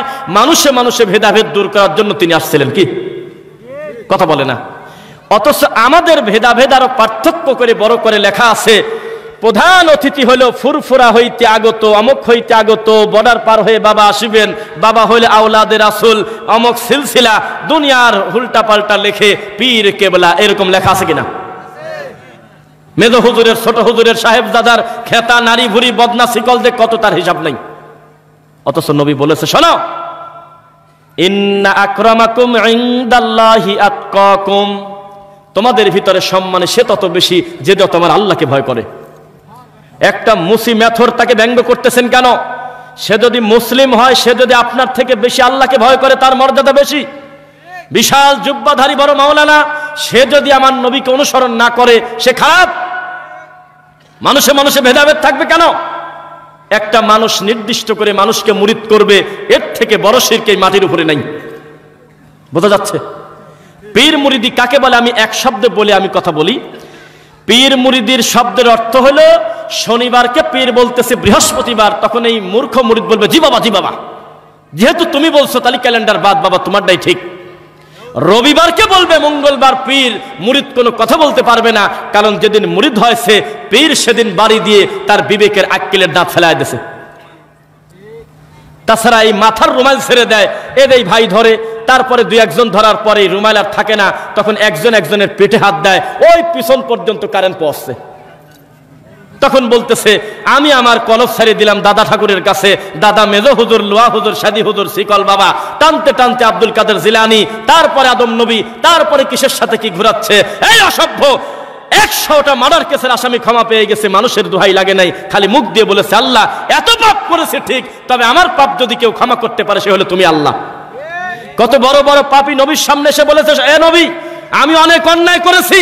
আমার রাসূল অনেকের পাপের বর্ণনা শোনেই নাই, তিনি বলেছে আল্লাহর কাছে ক্ষমা প্রার্থনা করো, আল্লাহ তোমার গুনাহ ক্ষমা করবেন, বলেন ইনশাআল্লাহ। আর আপনি কি এমন পাপ করেছেন? আপনি মানুষের কাছে পড়ে আছেন, বিষয়টা কি? মুহাম্মদ সাল্লাল্লাহু আলাইহি ওয়াসাল্লাম কি বলে শোনেন, হে আমার উম্মতেরা, তোমাদের পায়ের জুতার ফিতাও যদি ছিঁড়ে যায়, মুসির কাছে যাওয়ার আগে তোমার এই সমস্যাটা তুমি তোমার আল্লাহকে একবার বলো। ইসলামের সৌন্দর্য বোঝেন? এখানে কি ওই জুতার ফিতা আছে, ওই ফিতা যদি উনার ছিঁড়ে যায়, হারিয়ে যায়, ইসলাম বলতেছে মুসির কাছে যাওয়ার আগে বলতে হবে, আল্লাহ তুমি সহজ করে দাও আল্লাহ। এটা চাওয়া যায় কেন? কারণ সে হলে আল্লাহ, তার কাছে বলতে লজ্জা নাই। আর এই অসভ্যজাত শাহজালালের কাছে গিয়ে বলে, ও বাবা, পরপর 4টা মেয়ে হয়েছে, একটা ওয়ারিশ হিসেবে ছেলে দাও। ও কি মানুষ? জুতার ফিতা যার কাছে চাওয়া যায়, তার কাছে ছেলে চাওয়া যায় না? পৃথিবীতে এর থেকে নোংরা নীতি আর নাই যে একটা মানুষের কাছে মুরিদ হবে। এর থেকে বড় শিরক এই মাটির উপরে নেই। কেন তা করবেন কেন? কারণ মুহাম্মদ সাল্লাল্লাহু আলাইহি ওয়াসাল্লাম তার মেয়ে ফাতেমাকে বলতেছে, মারে, আমি বেঁচে থাকা অবস্থায় দুনিয়ার কিছু লাগলে আমার কাছ থেকে চেয়ে নাও, আমি মরার পরে মুহাম্মাদের বেটি হিসেবে আলাদা কোনো সুযোগ সুবিধা পাবে না। বিচারের মাঠে আমলে সলে নিয়ে আল্লাহকে সন্তুষ্ট করেই তোমাকে জান্নাতে যেতে হবে, ওখানে বংশ পরিচয় চলবে না। কোন লজ্জায় লেখে ভারতের অমুক দাদার মেজর, বাবার লুয়ার, বাবার সাদির বাবা। কেন নবীর ছেলে টেকে নাই? পাগল কি করে? যাকে আল্লাহ প্রথম মনোনীত করে নবী দুনিয়াতে পাঠালেন, তার এক ছেলে আর এক ছেলেকে হত্যা করছে। আরে পাগল কি বলে? দ্বিতীয় নবী নূহ, তার ছেলে জাহান্নামে চলে যাচ্ছে, কি বলে এগুলো? কিসের বংশপ্রথা? লূত আলাইহিস সালাম একজন নবী, অথচ তার বউ জাহান্নামে যাচ্ছে। ইব্রাহিম আলাইহিস সালাম একজন পয়গম্বর, যাকে আল্লাহ প্রথম কাপড় দিয়ে পবিত্র করবেন জান্নাতে। এত বড় সম্মানী নবীর বাপ জাহান্নামে, এ পাগল কি বলে? আলীর মতো এত বড় জবরদস্ত একজন সাহাবী, তার বাপ জাহান্নামে যাচ্ছে, এ পাগল কি বলে? আর পীরের যেই ছেলেটা সবচেয়ে বেকার, ওই ছেলের টাকা পয়সা বেশি, বাইরে বাইরে ঘোরাবাদ দিয়ে খানকানি বসে আছে, লোকজন পায়ে হাঁটে ছাগল আর মুরগি দিয়ে আসে। লজ্জা করা উচিত আপনার। আত্মহত্যা জায়েজ থাকলে আপনার মরে যাওয়া উচিত। আজকেই আপনার পীরকে এক বৈঠকে 3 তালাক দেওয়া জরুরি। বউকে দেওয়া যায় না, বউকে এক বৈঠকে না। সবচেয়ে বিশুদ্ধ মত হইল 3 তুহুরে 3টা। কথা বুঝছেন? একই বৈঠকে 3 তালাক চলবে না। যাই হোক গেল, কিন্তু পীরকে তালাক দেওয়া যায় এক বৈঠকে 3টা। যে শোনেন, আজকে থেকে আমি সিদ্ধান্ত নিয়েছি, আমি আমার সকল পাপের কথা শেষ রাত্রে সেজদা দিয়ে আমি আমার আল্লাহকে বলবো, আমার বউকে পর্যন্ত ঠিক পাইতে দেব না। যখন ও গভীরভাবে ঘুম আসবে, আস্তে করে ফাঁকে অন্য ঘরে গিয়ে সেজদা দিয়ে বলবো, আল্লাহ 30 বছর আগে পাপ করছিলাম, ক্ষমা করেন আল্লাহ। হে আল্লাহ, কত টেনে চলছি, ভাড়া দেই নাই। হে আল্লাহ, কত বাসে উঠে ঘুরছি, বাসালার ভাড়া ফাঁকি দিয়েছি, আমি জানি না মূল হিসাব কত। আল্লাহ আমাকে ক্ষমা করেন। আর তার পক্ষ থেকে 5000 টাকা দান করে দিলাম, তাদের তুমি পোষাই দিও আল্লাহ। তুমি ছোট লোক, তুমি চলে গেছো ঠাকুরের দরবারে যায় হু হু করতেছে, কুক কুক করতেছে। আল্লাহ বলে না, খালি কি বলেন? হু হু ইল্লাল্লাহ ইল্লাল্লাহ জিকির। আবার কেউ কেউ জিকির করতে করতে এই বাঁশে পর্যন্ত উঠে যাচ্ছে। এইটা যদি কোনো হিন্দু দেখে, আমি লজ্জায় আল্লাহ। মুসলমান তো দেখলে আমরা বুঝলাম যে হলো চরমনের ঠাকুর, বুঝলাম, কিন্তু হিন্দু দেখলে কি করবে? সি সি সি সি। ও তো যদি মনে মনে ইচ্ছা পোষণ করতো, ইসলাম ধর্মই মনে হয় ভালো রে, আমি ইসলাম মানি নেব, ওই এই দৃশ্য দেখে বলবে 3 মাস পর পর আমার নারকেল ফাটানি তো ভালো। এ আবার কি ধর্ম? কালেমা পড়লে খালি উপর করে লাভ দিয়ে দিয়ে আল্লাহকে নাম নিতে, কি বিপদ। একটা লোক কারেন্টের শক লাগে না, কেউ তারা দাঁত দিয়ে কামড় দিয়ে কারেন্টের নেগেটিভ পজিটিভ ধরে না, কেউ কাঁটাওয়ালা গাছে ওঠে না, কেউ গাড়ির উপরে লাভ দিয়ে পড়ে যায় না, জোশে জিকির করতে করতে পুকুরে পড়ে যায় না, খালি সুন্দর প্লেস দেখে কলা গাছের মতো পিচ্ছিল দেখে দেখে লাভ দিয়ে ওঠে। বিষয়টা কি? এ শয়তানি কতদিন চলবে ধর্মের নামে? প্রত্যেকটা মানুষ আল্লাহকে তার মনের কথা বলতে হবে। এটা আমি আপনাকে দেখাবো, তাকান আমার দিকে। পীরকে কেন তালাক দিতে বলছে আমার থেকে বুঝে না, নাকি বলেন? আপনি আপনার বউ একসাথে শুয়ে থাকবেন, এটা তো শরীয়তের নীতি। কি শুয়ে আছেন, হঠাৎ করে আপনার বউ রাত যখন 2টা বাজে তখন কয় যে, কেন আমার স্বামী কই রে? একসাথেই তো ঘুমালাম, কই রে? নাই তো। খুঁজতে খুঁজতে পায় না পায় না পায় না, হঠাৎ করে দেখতেছে কিভাবে তার ডুকরানি ডুকরানি কান্নার আওয়াজ। রাত যখন একেবারে নীরব, তখন একটা পাখি পর্যন্ত ডাকলে জোরে শোনা যায়, যায় কিনা? কিভাবে জানি আন্দাজ করতে পারছে যে কাঁদে কিনারে। পাশের ঘরে যায় দেখে যে গোপনে তার স্বামী আল্লাহকে সেজদা দিয়ে চোখের পানি দিয়ে জায়নামাজ ভিজে ফেলছে। এর নাম হলো আল্লাহর সাথে মোনাজাত করা, এর নাম হলো মুরিদ, এর নাম হলো চাওয়া। স্বামী, আপনি তো আমাকে বলতে পারতেন, দুইজন মিলে একসাথে কাটতাম, তোমারটা তুমি কাঁদো, আমারটা আমি কাঁদি, দুনিয়ার সম্পদের জন্য জিম্মাদারি, পরকালের ব্যাপারে আমি দায়িত্ব নিতে পারবো না, আমি দাওয়াত দেব, তবে হিসাব করবে আমার আল্লাহ। তখন এই বউ আবার পরের দিন করছে কি, ও মাল উঠছে হলে একটায়, আর ওই বউ হলো 12:30 উঠে চলে গেছে। উঠে ঠিক একটু ফাঁকে গিয়ে উনিও তার মনের পাপের কথা বলতেছে, বিয়ের আগে গোটা 10 প্রেম করছিলাম, আল্লাহ তুমি ক্ষমা করো, বলতেছে, কিছু একটা বলতেছে আল্লাহকে, বলা তো দোষ নাই, আমি ভুল হয়েছে আল্লাহ। এটার নাম মুনাজাত। আর আমাদের সমাজে কি, একবার বিসমিল্লাহ, একবার সূরা ফাতিহা, 3 বার ইখলাস, 7 বার আস্তাগফিরুল্লাহ, 11 বার দরুদ শরীফ পড়ে আমার পর ডেলিভারি দিয়ে দাও, আর না তো পীরের পর কুরিয়ার সার্ভিস করে মারি দিয়ে দাও। ঠাকুর ওখান থেকে বসে দেখবে, তারপর মুনাজাতে নেকি পাঠাচ্ছে, হে আল্লাহ মেজো হুজুরের কবরের নেকি পাঠা দাও আল্লাহ। কেন তোর মেজো হুজুর কি লোক খারাপ নাকি রে? মাল তো ভালো না রে। গুনার দরকার, সওয়াব দরকার হলে আমার এলাকায় অসহায় খারাপ মানুষ যারা পাপ করে কবরে গেছে, শিরক করে নাই, অন্য পাপে হয়তো আল্লাহ কষ্ট দিচ্ছে, আমরা বলবো আল্লাহ আমার দাদা না বুঝে কত ভুল করছে, আল্লাহ আমার দাদাকে তুমি ক্ষমা করো আল্লাহ। ও যত নেকি খালি পীরের কাছে ডেলিভারি দিয়ে দিচ্ছে, তাহলে তো মাল ভালো না। তো এত কষ্ট করে ইবাদত করলো, এখন মুনাজাতের নেকি দিয়ে দিচ্ছে ইন্ডিয়ার বর্ডারে। বিষয়টা কি? এরকম নীতি আছে শরীয়তে? মুহাম্মদ সাল্লাল্লাহু আলাইহি ওয়াসাল্লামের সবচাইতে দামি সাহাবী, উম্মতে মুহাম্মাদের শ্রেষ্ঠ সন্তানের নামটা একটু বলেন মুখ দিয়ে। কিছুই জানে না। আবু বকরের নাম কি সন্দেহ আছে? সে আবু বকর একদিন উটের উপরে বসে আছে, তো উটের নাকের থেকে রশি খুলে পড়ে পড়ে যাচ্ছে। রশি থাকে না নাকে লাগছি, তো উমার আবু বকর রাদিয়াল্লাহু তাআলা কি করলেন, ডান হাত দিক গোতা মারে পার পর উরু রানের উপরে, হাঁটুর উপরে, তখন এই আপনার উটটা কাট হয়, তখন টান দিয়ে তোলে। আবার এই দৃশ্য যখন 3 বার হয়েছে, তখন সাহাবায়ে কেরাম আমার সহ্য করতে পারেনি, বলতেছে সুবহানাল্লাহ, কি করতেছেন আপনি? আপনি প্রেসিডেন্ট, আপনি ইশারা করলে টান দিয়ে এই মুহূর্তে আমরা রশিটা তুলে দিতাম, এতে কি এমন অন্যায় হতো? তখন আবু বকর রাদিয়াল্লাহু তাআলা আনহু বললেন, শোনো, আমি জানি এই রশিটা তুলে দিলে কোনো পাপ হতো না, আমি জানি দেওয়া যায়, কিন্তু আমার ভয় হয়, আমার বন্ধু, আমার জামাই, আমার কলিজার টুকরা মুহাম্মদ সাল্লাল্লাহু আলাইহি ওয়াসাল্লাম মরে যাওয়ার আগে আমাকে বলে গেছে, ইদা সাআলতা ফাসআলিল্লাহ, যা দরকার আল্লাহকে বলো। সুবহানাল্লাহ। এই সাধারণ জিনিস আমি তোমার থেকে নেব কেন? আমি তো তুলতে পারি। আর পীর শুয়ে আছে, কোথায় যে হাত দিচ্ছে ঠিক নাই, তবে 1 বোতল সরিষার তেল অলরেডি ফুরিয়ে গেছে। কেন মানুষ মানুষের কাছে এত অসহায় থাকবে কেন? বিষয়টা কি? রাগ করতেছেন মনে হয়, রাগ করতেছেন নাকি?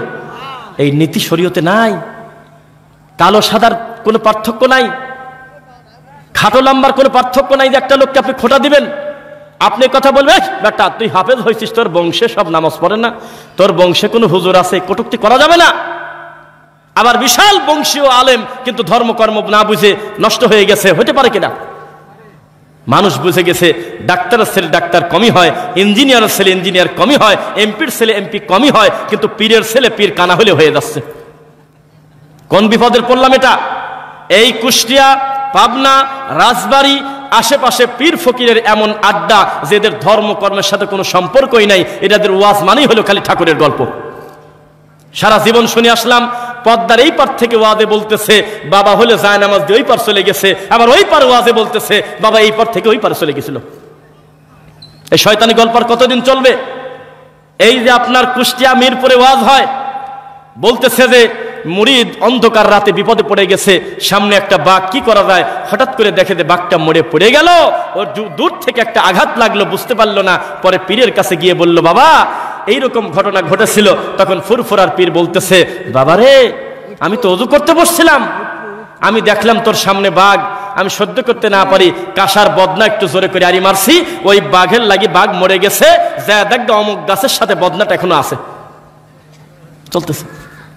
আমাদের দেশের লোকের ওয়াজ হলো মানসুর হাল্লাদ এই মনসের পাগলের জেলের ভিতরে আল্লাহর কাবা ঘর চলে আসে, শুনছেন আপনারা? এত সাক্ষী। অথচ নবী মদিনা থেকে মক্কায় পায়ে হেঁটে কষ্ট করে গিয়েছে, 1 ইঞ্চি কাবা নড়াচড়া করে নাই। আমাদের দেশের লোকের কি আবেগ! আমাদের দেশের লোক জিকির করতেছে, বাসে উঠে যায়, লাফ দিয়ে একটা অন্যের গলা ধরে পড়ে যায়, মাইক উল্টে ফেলে, পীরের কানে কামড় দেয়, দেখছেন? অথচ জীবনে কোনোদিন ইতিহাস সাক্ষী আমরা হাদিস কোরআনে পাই নাই যে আবু বকর জিকির করতে করতে, উমার জিকির করতে করতে সহ্য করতে না পেরে 3 ইঞ্চি নড়াচড়া করছে। কোনো দিন কেউ দেখাতে পারবে না যে 3 ইঞ্চি নড়াচড়া করছে আবেগ সহ্য করতে না পেরে আমার আল্লাহর নাম নিতে গিয়ে। তোমার এত জোশ আসে কোথা থেকে? বিষয়টা কি এত? আল্লাহকে মানতে হবে, মানবেন ইনশাল্লাহ? পীর ফকিরকে বাদ দিতে হবে।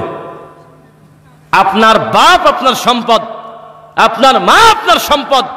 আপনি আমার কোনো কথা যদি আপনি শুনে যদি ভালো না লাগে, এই একটা কথায় দ্বিমত করতে পারবেন না। পীরকে যে আন্তরিকভাবে আপনি জীবনে 1000-এর উপরে আব্বা বলে ডাক দিয়েছেন, আমার তদন্তে জীবনে কোনোদিন একবারও আপনার নিজের বাপকে এত মহব্বত নিয়ে আদর নিয়ে আপনি ডাক দেন নাই। দেন নাই? কত প্রমাণ চাচ্ছেন আপনি? আপনার বাপ মরে যাওয়ার আগে কত কষ্ট করে মারা গেল, অথচ আপনি পীরের দরবারে আপনি গরু নিয়ে যাচ্ছেন, ছাগল নিয়ে যাচ্ছেন, কত কিছু নিয়ে যাচ্ছেন। এর নাম হলো শিরক। এর নাম কি? কবে বুঝবেন? রাসূল সাল্লাল্লাহু আলাইহি ওয়াসাল্লামকে মেনে নেবেন ইনশাআল্লাহ? সমাজে কত প্রচলিত বিদআত। তার একটা কথা বলি, জানাজার নামাজে সূরা ফাতিহা পড়লে হুজুরের ডিস্টার্ব হয়। গ্রামের লোক সুদ খালি, হুজুরের ডিস্টার্ব হয় না। আরে আমার ডিস্টার্ব হয় রে। এই গ্রামের লোক সুদ খায়, আমি চলে যাব। এই গ্রামের লোক ঘুষ খায়, আমি চলে যাব। এই গ্রামে মাদক খেয়ে আমাদের সোনার যুবকরা নষ্ট হয়ে যাচ্ছে, আমার খারাপ লাগতেছে, আমি চলে যাব, তা বলে না। কিন্তু কেউ যদি সূরা ফাতিহা পড়ে নামাজে যদি জোরে আমিন বলে, তাহলে ওনার আর সহ্য হচ্ছে না, উনি চলে যেতে চায়। লাশকে সামনে রেখে নবী বলেছে, লা আযান ওয়ালা ইকামা ওয়ালা নিদা। ডাকা নাই, আজান নাই, একামত নাই, টাইম হবে, সালাত হবে। খালি মুখ দিয়ে বলবে, আমার আব্বা যদি কোনো ঋণ থাকে আপনারা আমাকে বলেন, আমি তার ওয়ারিশ হিসেবে পরিশোধ করব, না পারলে ক্ষমা চাইবো, আমার আব্বার জন্য দোয়া করবেন। আল্লাহু আকবার, শেষ, আর কাজ নাই। জানাজার ভিতরে মন মতো কান্নাকাটি করে আল্লাহকে কিছু বলো। আর আমাদের সমাজে এ 5 মিনিট, ও 10 মিনিট, বন্ধু 2 মিনিট, প্রতিবেশী 3 মিনিট, এ অমুক তামুক নারী ভুরি বক্তব্য দিতে দিতে টানা রোদের ভিতরে লাশটা সামনে রেখে জোহরের নামাজের সময় আধা ঘন্টার বেশি বক্তব্য দিচ্ছে। এত টাইম হুজুরের হাতে আছে, কিন্তু আল্লাহু আকবার বলে হাত যেই বাঁধলো, তখন সূরা ফাতিহা পড়ার টাইম নাই, মনে হচ্ছে মাথার পর ঠাটা পড়ছে। কেন? লোকটাকে চিরদিনের জন্য দাফন করে দিয়ে আসবো? আমার এই বাপটা জীবনের মতো চলে যাচ্ছে। আল্লাহর নবী বলেছে, সবচাইতে দামি দোয়া সূরা ফাতিহা। যেই সূরা ফাতিহা পড়ে আবু সাইদ খুদরি একটা সাপে কাটা লোককে ফু দেওয়ার কারণে উঠে মারছে দৌড়। 30টা ছাগল নিয়ে বাড়িতে চলে গেছে। ভয়তে ভয়তে নবীকে বলে, আল্লাহর নবী, ভুল করলাম কিনা, একটা ফুঁতে 30টা ছাগল নিয়ে আইছি, এটা কি হারাম হলো কিনা? নবী বলল, কিসের কি কও হারাম মানে? একটা অংশ আমারও দিও। এর চাইতে হালাল আর হয় না। কারণ কি করছিলে? কয়েদ আমি সূরা ফাতিহা পড়ে ফু দিছি, উঠে দৌড় দিছে। তোমার ফাতিহা পছন্দ হলো না? তুমি বলতেছো যে জানাজা হলে দোয়া আর ফজরের নামাজ হলো নামাজ। আরে কানা, সালাতের একটা অর্থই তো দোয়া, সালাত মানেই তো দোয়া। সুবহানাল্লাহ। কয়দে রুকু নাই, নাই তো আমি কি করবো? আল্লাহ দেয় নাই তাই নাই। সেজদা নাই কেন? তা আল্লাহ দেয় নাই তাই নাই। নাই তুমি খোদো কেন?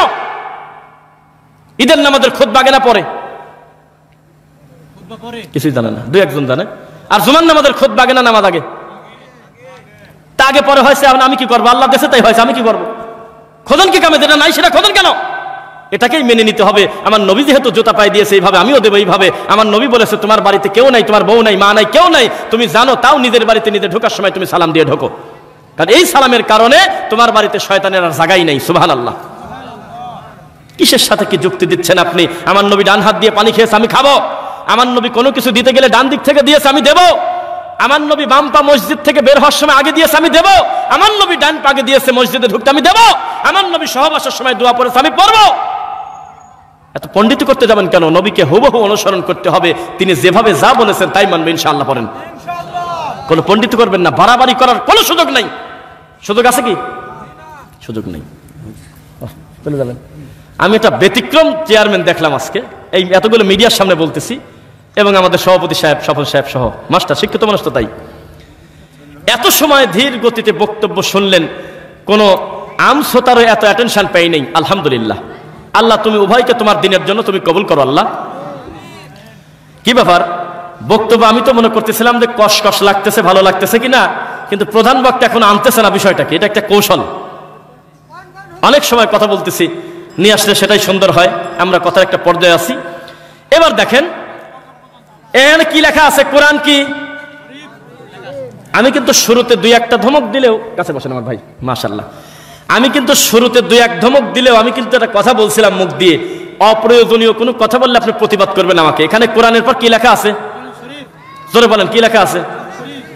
এই শরীফ আমাদের বহু কিছু শেষ করে দিয়েছে, কিন্তু আল্লাহ নিজে নিজে কোরআনকে কি নাম দিচ্ছে?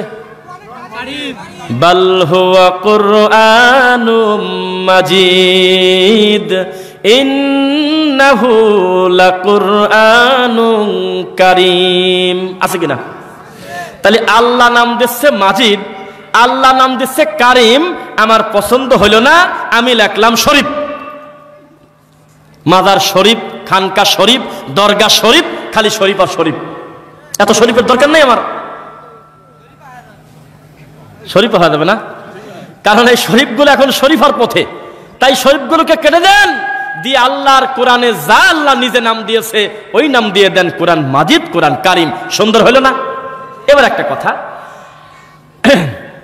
নবীর কবরকে কবর বললে জাত যায় না, কিন্তু আপনার এই ঠাকুর মরে গেছে, মুরিদরা বলতেছে মাজার শরীফ, খানকা শরীফ। কথা বলে না দেখি।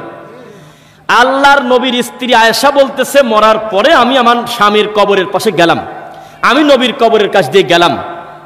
সাহাবায়ে কেরাম বলতেছে, আমরা নবীর কবরের কাছে গেলাম, কবরের পাশ দিয়ে গেলাম। আল্লাহ বলতেছে, আফালা ইয়ালামু ইযা বু'সিরা মা ফিল কুবুর। কবরের কথা কোরআনে আছে, হাদিসে আছে। কোনদিন দুনিয়ার সবচেয়ে দামি মানুষের নাম মুহাম্মদ সাল্লাল্লাহু আলাইহি ওয়াসাল্লাম, তার কবরকে সারা জীবন সাহাবায়ে কিরাম কবর বলেছে। আরে গরু মারিয়ে দিয়েছে, কেউ জানেই না যে ভিতরে কেউ আছে কিনা কোনো মাল, উপরে বলতেছে যে এটা একটা মাজার শরীফ। আপনাদের এই দিকে কিনা আমি জানি না, ভুল হতে পারে, সাতক্ষীরা রোডে মনে হয় গোরাসার মাজার আছে, ভেড়ামারা। আমি ধারণা করে বলছি, আল্লাহ আলাম, আল্লাহ তুমি ভালো জানো, মিলে গেছে। যেই জাতি ঘোড়ামারি দাফন করে দিয়ে নাম দিয়েছে ঘোরাসা। আর আমি একটা মাহফিলে গিয়ে মাঠের ভিতরে যা দেখাইছিলাম বাসর ঘরের জন্ডিসা। জন্ডিসা কিভাবে বুঝলেন? আমি মনে করছি যে এখানে কার বাসর হচ্ছে, চতুর্দিকে মন মতো ফুল দিয়ে সাজানো। আমাদের মাহফিলটা অনেক দেরি, আমরা রাস্তা দিয়ে যাচ্ছিলাম, ভাবলাম যে বাসর ঘরটা দেখে আসি। ডিজাইনটা, মানুষ আছে তা বলবো না, মাগরিবের আগে সুন্দর একটা ডিজাইন, আমরা দেখে আসি, দেখতে ভালো লাগতেছে। যা দেখি বাসর ঘরে জন্ডিসা। তখন বললাম যে কি ব্যাপার? কয়েদে মাল মরার পর থেকে আমরা বাসর ঘরের মতো সাজাইছি, বাঁচি থাকতে সাধন হয় নাই তো, তাই মরার পরে বাসর সাজাইছি। এখানে প্রতি মাসে জিকির হয়। কয়েকদিন আগে 3 দিনের ওরস হয়েছে, হুজুররা ওয়াজ করতে আসছে, ওই পাশে দান বাক্স, ওখানে দান বাক্স টাকাও দেওয়া, অথচ তার নাম হলো জন্ডিসা। এ জাতির কপালে কি আছে বলেন? অথচ যেই পীরের 10টা মুরিদ, এমন মুরিদদেরও দাবি আমার পীর মরে না। কথা বোঝে না? আগে ঠিক ঠিক বলেন না, আগে শোনেন। আগে যারা শোনে নাই তাদের শুনতে দেন, আপনারা তো বুঝছেন। কোন পীরের যদি 10টা মুরিদ থাকে, তাহলে পীর যদি মরে যায়, তাহলে তারা বলে না যে আমার পীর মরে গেছে। কি বলে বলেন তো? আপনারা বলেন না, এদিক থেকে বলেন, আপনারা জানেন। আচ্ছা, এই পাশ থেকে বলেন, কি বলে? এই তো ভাই, এই কথাটা আমার শুনতেছিলাম, চাচ্ছিলাম। পর্দার আড়াল হলেন বাবাজি, পর্দার আড়াল হলেন, এটা বলতেছে। আবার একদল বলতেছে পীর বাঁচি থাকতে যেমন ক্ষমতা ছিল, মরার পরে ক্ষমতা বেড়ে গেছে। লেখে না? লেখে কিনা? তাই আমি বলেছিলাম, শাহজালালের মাজারে গিয়ে আমি রফিক বিন সাইদ 2 চোখ দিয়ে যা দেখছি, যে পরিমাণ গোলাপ জল বাবার কবরে মানুষ দিচ্ছে, তাতে যদি সত্যি বাঁচি থাকতো তাহলে আবার বহু আগে ঠান্ডা লেগে মরে গেছে। এত বেয়াক্কেল মানুষ, লোকটা মারা গেছে, আসলেই তার লাশ ওখানে আছে কিনা আল্লাহ তুমি ভালো জানো। ইতিহাস তো বিকৃতিও হয়। বিষাদ সিন্ধু দেখে, বিষাদ সিন্ধু বই পড়ে যদি হোসাইন রাদিয়াল্লাহু আনহুর কারবালা চিনতে চান, তাহলে আপনি বোকার স্বর্গে বাস করতেছেন। বুঝেছেন কথা? বিষাদ সিন্ধুতে হোসাইনের কারবালার মূল ঘটনা আছে কি? আছে? এবার একটা ঘটনা দান মনে পড়বে, ভালো কথা। একটা নবী, একে কথা বলবেন না, যারা জানেন আমার ধারণা বুঝে ফেলছেন, যারা শক্তিশালী ভাবে জানেন তারা বাদ দিবেন। একটা নবীকে কাফেররা তাড়া করছিল, উনি দৌড়ে গিয়ে আল্লাহর কাছে সাহায্য চাইতে গিয়ে ভুল করে গাছের কাছে সাহায্য চাই ফেলছে। তখন গাছ 2 ভাগ হয়ে গেছে। সেই গাছের ভিতরে নবী প্রবেশ করলো, আর যাওয়ার পর গাছটা আবার আটকে গেল, কিন্তু তার চাদরের কোনা বাড়া ছিল। এইটা দেখে কাফেররা তাকে 2 ভাগ করে ফেলছিল গাছ সহ। এই নবীর নাম কি? অথচ ঘটনা পুরো নবীর প্রতি অপবাদ। এই ঘটনার সূত্র ইবলিস থেকে ডেলিভারি হয়েছে। অথচ তিনি এত বড় সম্মানী নবী, যার ব্যাপারে আল্লাহ বলতেছে, ইয়া জাকারিয়া ইন্না নুবাশশিরুকা বিগুলামিন ইসমুহু ইয়াহইয়া। হে জাকারিয়া, তোমাকে আমি একটাই বৃদ্ধ বয়সে ছেলে দেব, তার নামও ঠিক করছি ইয়াহইয়া। সুবহানাল্লাহ। নামও ঠিক করছে আল্লাহ। লাম নাজআল লাহু মিন ক্বাবলু সামিয়্যা, ইতিপূর্বে ইয়াহইয়া নামে আমি আল্লাহ কারণ নাম রাখি নাই। এত বড় নবীকে আমাদের দেশের লোক বলতেছে উনি নাকি গাছের কাছে সাহায্য চাইছিল। আস্তাগফিরুল্লাহ। একটা নবী একটু খাড়ায় গেল। আপনি আমাকে বলেন, আপনাকে শেষ করে দেব, আপনাকে আমরা বেঁধে রাখবো, যদি আপনি আল্লাহর কাছে সাহায্য না চেয়ে আপনি পানির কাছে সাহায্য চান, তাহলে আপনাকে ছেড়ে দেব। আমি কি করব বলে আপনার মনে হয়? তাহলে একটা নবী সে বলে ফেললো হে গাছ আমাকে বাঁচাও, আপনি কিভাবে মেনে নিলেন? তাহলে মিথ্যা কথা এই দেশে সমাজে আছে কিনা? আছে কিনা? তারপরে সমাজের মানুষ সুদ খায় না, না সুদ খায় না। 10,000 টাকা ধার নিতে গেলে গোটা গ্রাম ঘুরেছে, ফলাফল শূন্য, কেউ টাকা দেয় না। সবচেয়ে ভালো দেশে বলতেছে আরেকটু আগে আলি দিতাম, এখন একজন নিয়ে গেল সিটার। গোটা গ্রাম ঘুরে পাওয়া যায় না, কিন্তু লেপের ভিতর শুয়ে খালি মোবাইলে মেসেজ দিয়ে দেন, হে ভাতিজা 2 লাখ টাকা লাগবে, দেখো তো টাকা লাগায় কে। ঘরের ভিতরে 10 লাখ টাকা চলে আসবে 15 মিনিটের ভিতরে।